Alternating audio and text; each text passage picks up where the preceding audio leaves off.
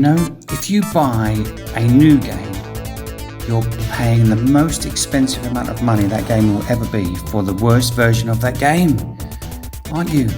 So sometimes it's good to look at retro games, older games. In my mind, a retro game is anything over 15 years of age, personally, because it is a little bit subjective. Other people might think it's just games from the 70s or the 80s and the 90s, but I include games over 15 years of age. So, you know, in another 15 years, the games of today will be retro.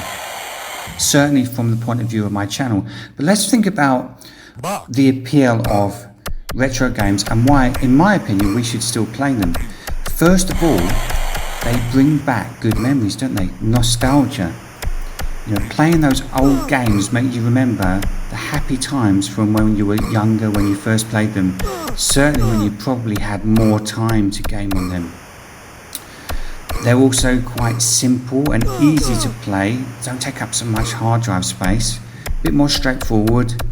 You don't need to read an encyclopedia to be able to actually play them. Yeah, they're just not as complicated, are they? A bit more fun, easy access. You could take a look at the history of gaming, because older games show you how video games started and how they've changed over time. So you can understand gaming better. You can get a more in-depth knowledge of gaming by looking at the old games, such as Total Annihilation as a sort of early RTS game.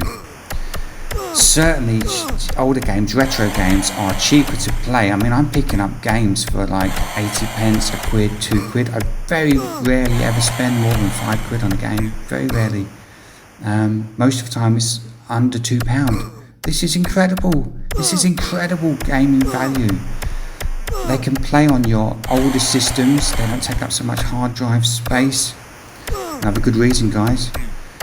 They have cool graphics and music. You know, if you like that pixel art, that simplistic, appeal, I love that. They've kind of got their own kind of style and charm. They look different from modern games as well, don't they? I like the appeal of the cool graphics and the music.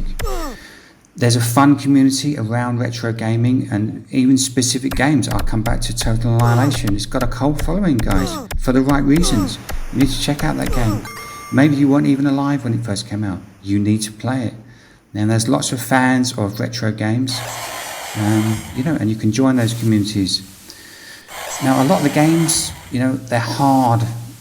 They didn't have so much processing power to make massive games, so they made them harder, especially some of the platform games. I mean, they can be really tricky, but when you do finally beat them, it feels great.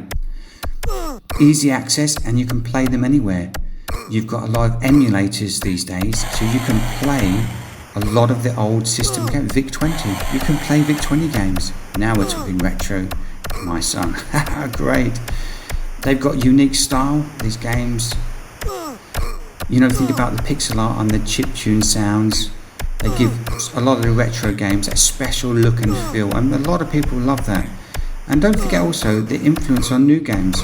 We wouldn't have had any of these new games we've got if it wasn't from the old games, and many new games borrow ideas from old ones. So playing retro games helps you see where the modern games got some of their ideas from. There's my opinions, there's my suggestions, my ideas. What do you think? Put it in the comment and let me know in the comment section what your favourite retro game is. Over to you guys. Catch you later.